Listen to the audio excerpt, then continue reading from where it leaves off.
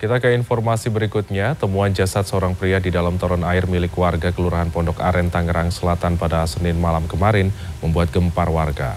Misteri identitas jenazah akhirnya terkuak. Polsek Pondok Aren menyebut korban adalah pengedar sabu-sabu yang kabur dari kejaran polisi. Ia lantas bersembunyi di dalam toren air milik tetangganya sendiri. Lantas bagaimana sang pemilik toren bisa menemukan jasad korban? Simak dalam dibalik cerita.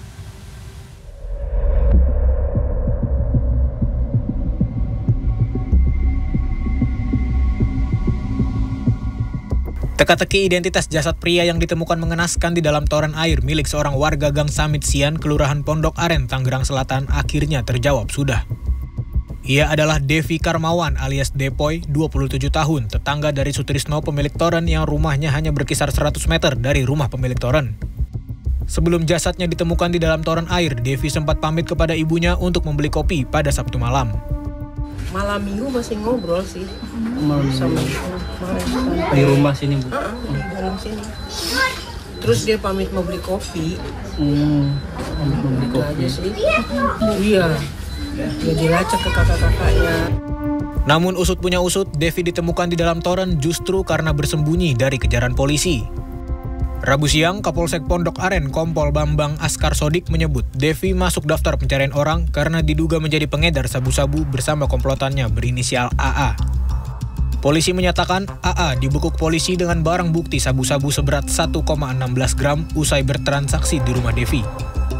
Tetapi saat hendak diringkus, Devi keburu mengendus kedatangan polisi. Ia lalu melarikan diri dan bersembunyi di dalam toren air milik Sutrisno.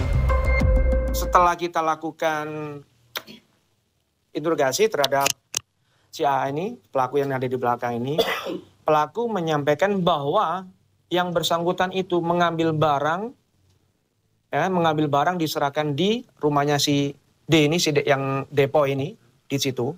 Saat itu juga petugas tim Opsnal mengarah ke rumah kosong itu. Ya. Yang awalnya diakui oleh si AA itu adalah rumahnya si D, yang si depo ini. Saat itu juga kami sana. Pukul 11 malam. Jasad Devi kemudian ditemukan di dalam toren air pada Senin malam. Kabar temuan ini sontak menggemparkan warga permukiman di sekitar lokasi. Lantas bagaimana Sutrisno bisa menemukan jasad tetangganya ini? Semua berawal dari kecurigaan Sutrisno lantaran air di rumahnya tiba-tiba keruh, berbusa dan berbau busuk sejak Minggu 26 Mei 2024. Sutrisno mengaku ia dan keluarganya masih sempat menggunakan air itu untuk kebutuhan sehari-hari termasuk untuk berwudu. Tetapi itu pas hari Minggu sampai hari Senin siang ataupun pagi gitu ya Pak, masih digunakan sehari-hari begitu ya Pak? Masih kecuali hari Senin itu udah mulai enggak karena kan bau banget ya kemarin. Paling sempat buat cuci muka aja, buat wudu, memang masih buat wudu juga hari Seninnya itu. Lantaran bau busuk semakin menyeruak, atas permintaan mertuanya, Sutrisno kemudian memeriksa toren air pada sore hari. Dan ia terkejut ketika melihat sesosok jasad dalam posisi telungkup mengambang di dalam toren air.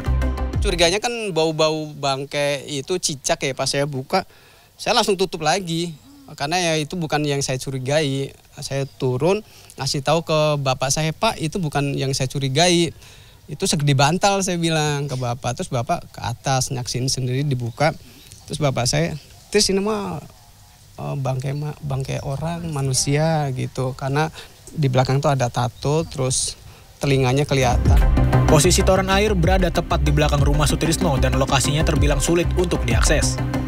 Ini memang ruangannya sempit dan kalau untuk mengakses ke toren yang jadi tempat kejadian ditemukannya mayat tersebut memang sulit ya Pak ya, antara melalui rumah Pak Tris atau lewat dari luar pun juga susah ya Pak? Iya, karena terbatas banget, sempit juga di belakang itu. Sempit harus dari got.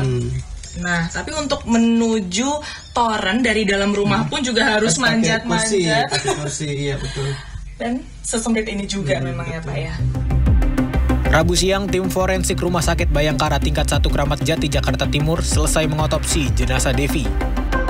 Hasilnya tidak ditemukan adanya tanda-tanda kekerasan di tubuh Devi. Dan dari pemeriksaan paru-paru ditemukan diatom atau paru-paru masih menyerap air saat jasad terendam. Sementara dari hasil pemeriksaan urin, Devi positif mengonsumsi sabu-sabu, ganja, dan pil ekstasi. Sementara menurut Kapolsek Pondok Aren, Devi dan komplotannya diduga mengendalikan bisnis sabu-sabu seberat 50 gram. Jumlah barang haram itu sudah dibagi-bagi ke beberapa bandar narkoba lainnya. Polisi hingga saat ini masih mengejar sejumlah tersangka lain anggota komplotan Devi dan AA. Tim Liputan CNN Indonesia.